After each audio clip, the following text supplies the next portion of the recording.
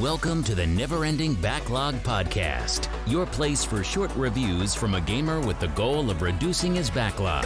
From adventures to sandboxes, join our host as we walk through a collection of unplayed treasures. Now, let's take a look at the featured game of this episode of the Never-Ending Backlog.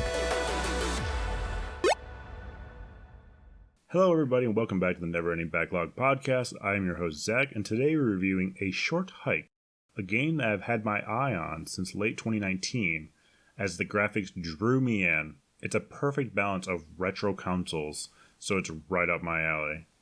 What is it?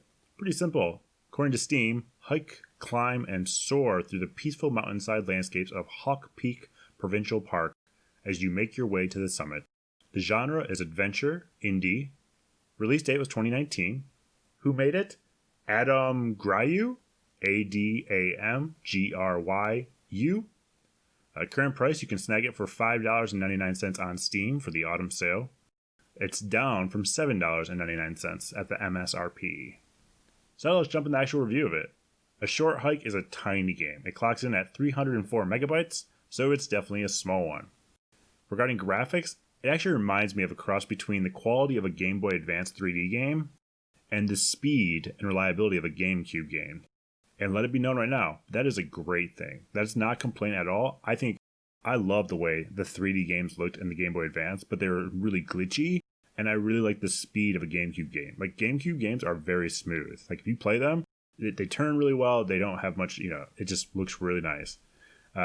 Honestly, extremely charming of a game. It's pixelated, which you can adjust, but it's more of a polygonal instead of pixelated, which is really great. Like, I can't stress how great this game looks. It is a beautiful game. The developer is amazing for this game graphics. Like, this is a perfect bit of late 90s, early 2000s, and it's perfect. Regarding audio, terrific soundtrack. In fact, I found out they had a vinyl release of the soundtrack, and needless to say, I need it in my life. Controls are very smooth. It's essentially, WSAD for movement and ZXC for various action items. It's very simple to learn. It's not really uncomfortable at all. It actually works really well. Regarding gameplay, so I might be getting some of this wrong, so I'm sorry if I did. I played this relatively quickly. You and your aunt, I believe, traveled to what's basically a state park, and your aunt is a park ranger. Everyone is an animal, including you and your aunt, so it has vibes of Animal Crossing, I guess. However, that's really the only real relation to Animal Crossing.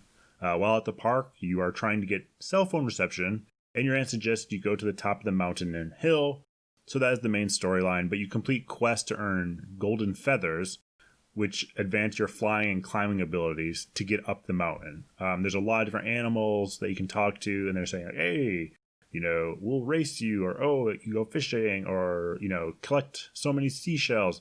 There's a lot of really cool quests. They're fun. Like, they're not a challenging thing. But you do these to get the golden feathers that allow you to climb up more or have a higher stamina, essentially. Regarding difficulty, this is absolutely not a difficult game at all. You complete easy quests for the creatures of the park. The hardest part would be managing all the quests you get relatively quickly.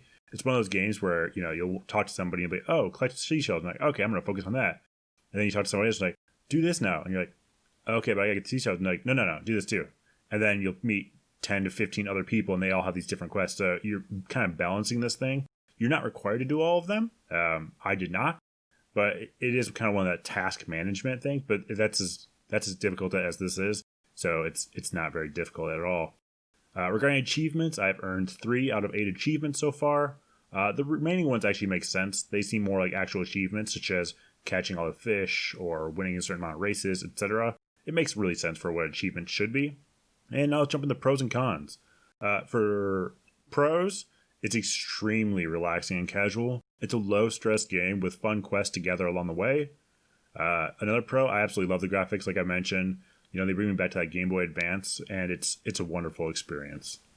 Another pro is a touching storyline that I didn't quite know what it was about until I completed the game. It actually hits close to home. However, I will not spoil it. Play the game. You will beat it.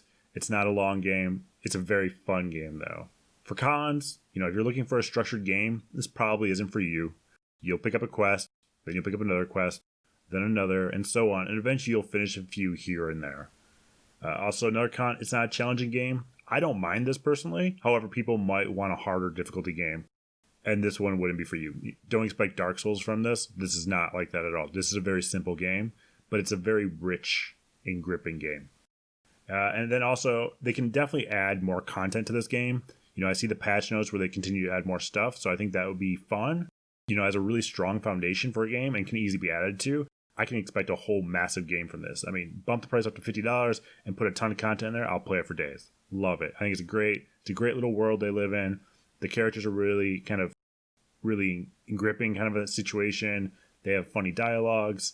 It's very cute. It's a very well done game. So I would love to see more from this developer.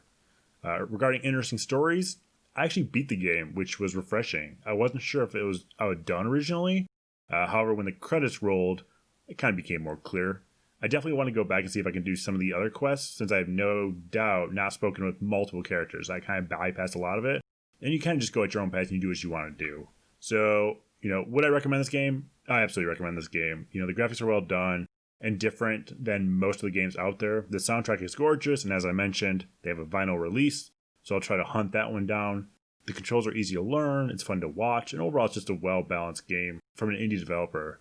And, that's kind of what I wanted to get from this podcast. I wanted to touch base on a lot of these indie games, and I'm glad I took the jump and bought this game. I mean, besides graphics, it's a very well-designed game. You can tell the developer cares about it. The developer put time and effort into this game. It's received a lot of positive feedback, as it rightfully should.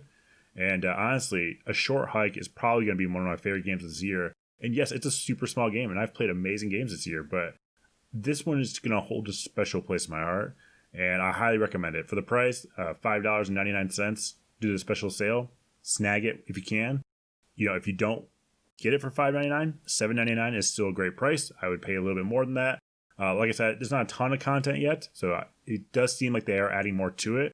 I do see it is on consoles as well. I believe it's on Switch, so that's pretty cool there. And I do see they're adding more content on there, and it's free content, so winning there. And you're supporting an indie developer that really has a cool art style that's a little bit different. So, it kind of reminds me of Stardew Valley, which is one of my favorite games. That developer did a lot of stuff on his own and made this amazing world that I still live in today. So definitely check out A Small Hike on Steam. Really cool one. And I will talk to you next time on the Never Ending Backlog podcast.